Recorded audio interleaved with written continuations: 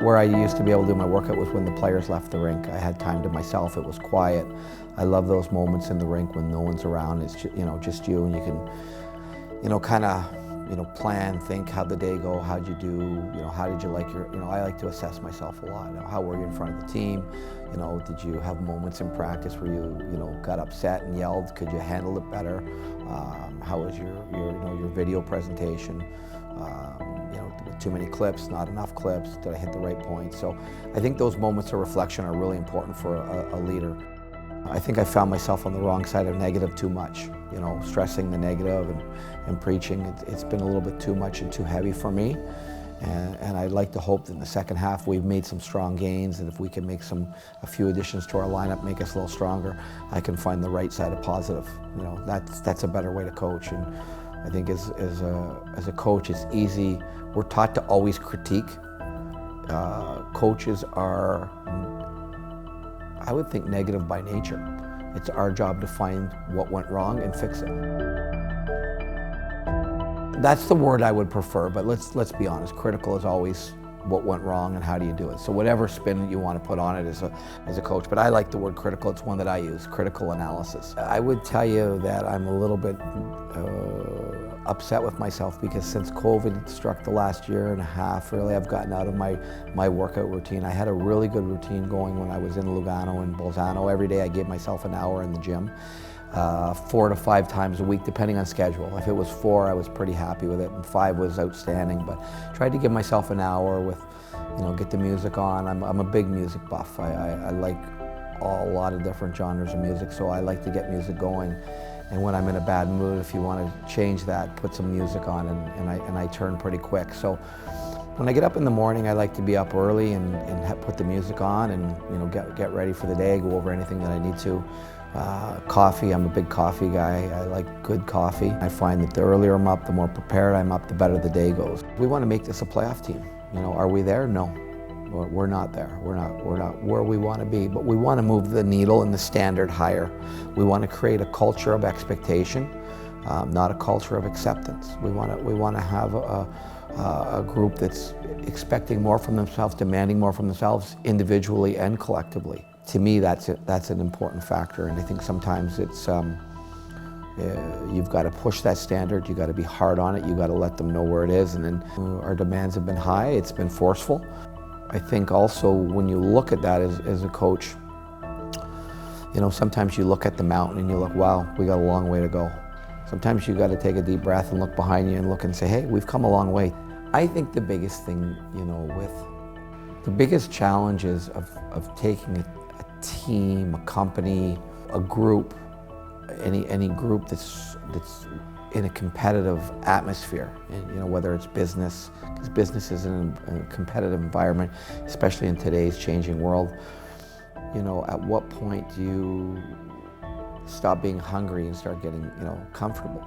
Because when you're comfortable and you stop challenging yourself, you stop expecting more, what ends up happening is the groups that you're competing with, they don't stop.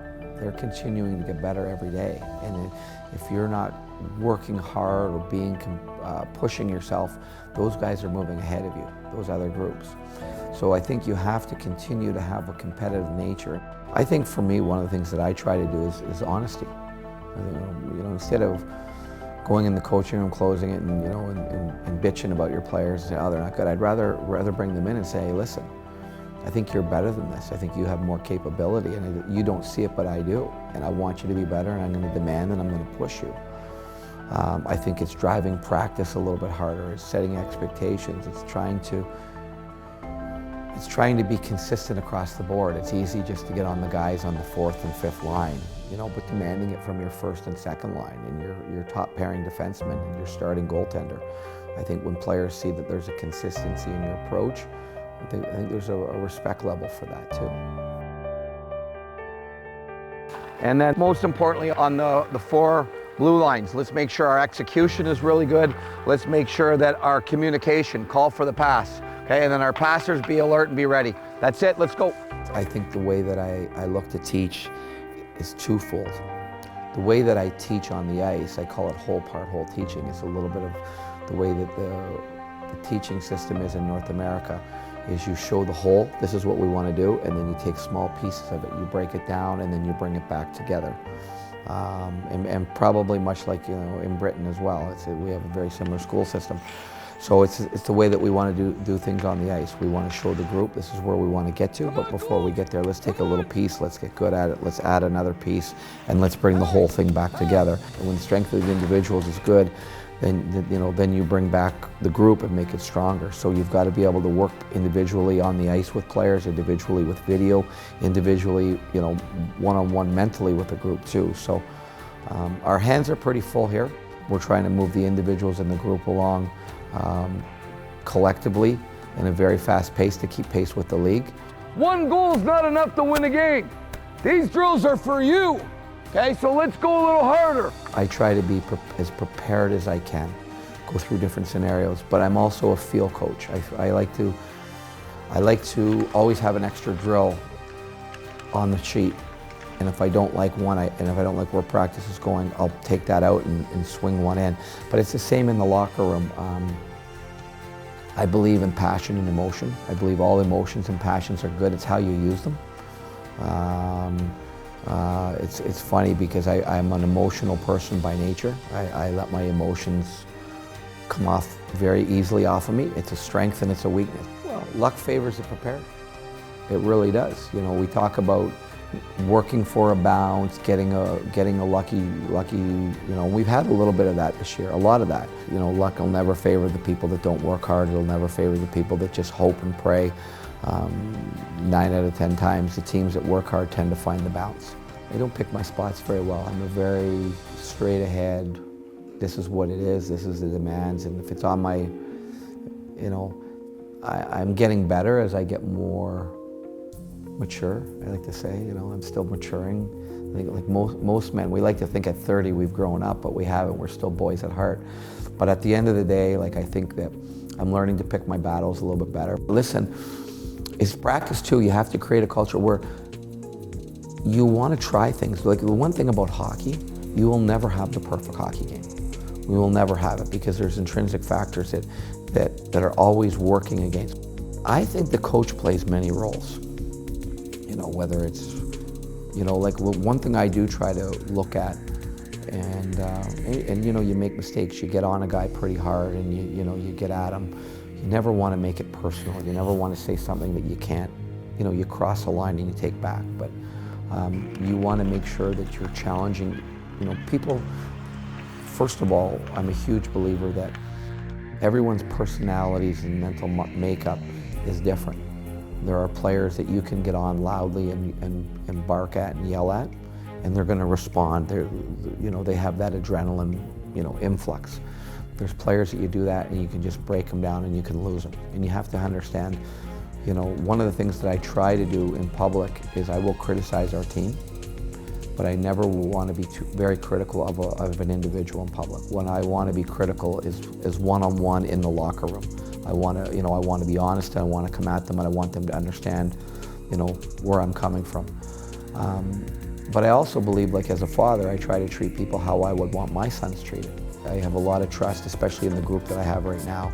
A very good coaching staff, and I've been fortunate for the most part. I've been around really good colleagues and really good coaches, and I'm a very vocal person. You know, being emotional and passionate, I'm very vocal, and I tend to speak a lot, as you can see. I got to catch myself sometimes and allow them to have the space to breathe and bring it on. But I'd like to think that I've made adjustments to the systems and the way I do things because I've had really good people around me who've brought some great ideas to it, and even now, you know, with Mark and Victor and Vlad and Steven, I have a really good experienced group around me, and they brought some things that we've adjusted to our plan and the way we do things. And one, you know, for me, the one thing in my life that's always kind of guided me is something that maybe came from my father, was don't ask of others what you're not willing to do yourself. So I want to lead by example. I want to show I don't want to be a person that cut corners. I want to be willing to show that I'm willing to do the work. I'm willing to treat people. You know, I try to treat everybody with respect and kindness. But I try to work to a certain level. I try to make sure my preparation is there, knowing that I make mistakes, but at the same time, I'll call myself out. You know, if I do something wrong in front of the group, I'm willing to say, hey, listen, that's on me. I didn't do a good job. I don't want to point fingers and blame. And I think I've shown that. So I try to lead in that way. The other thing that keeps me grounded and the people that can always call me out about my bullshit is my family. You know, my wife and my boys. I have 2 boys that are now in their 20s and they've grown up, and I like to think they're very mature and smart young men, but they're always willing to say, hey Dad, you know, you can't say that on the bench, or you can't yell that at the referee, or you can't do that. But I also, when I've made a mistake, I know that I can go home and I'm not going to get, hey, you know, don't worry about it, you did a great job. I'm going to, you know, I have people at home that can keep me grounded and keep me on the right path.